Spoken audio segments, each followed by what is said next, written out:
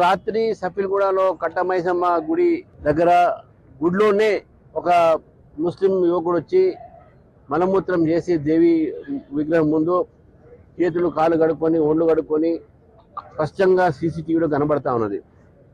ఈ సంఘటన హిందూ మనోభావాల్ని, హిందూ దేవి దేవతల్ని అవమానపరిచేటటువంటి ఒక ఉద్దేశపూర్వకంగా చేసినటువంటి సంఘటనగా స్పష్టంగా కనబడతా ఉంది. పోలీసులు అతను మతిస్థితి లేదని అరెస్ట్ చేశామంటున్నారు, రౌడీ షీట్లు ఓపెన్ చేసామంటారు.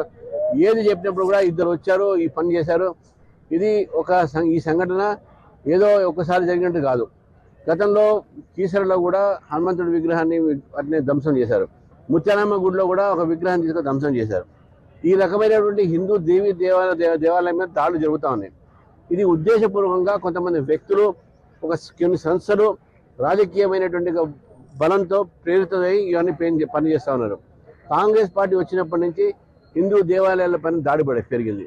కాంగ్రెస్ పార్టీ వచ్చినప్పటి నుంచి హిందువుల మనోభావాన్ని ఈరోజు వాళ్ళు దెబ్బతీస్తూ ఉన్నారు.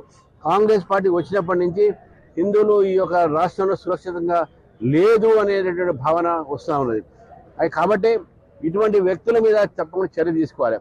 ఏదో ఆయన పిచ్చోడు మెంటల్ కేసు అని చెప్పి అట్లా అయితే నడవదు.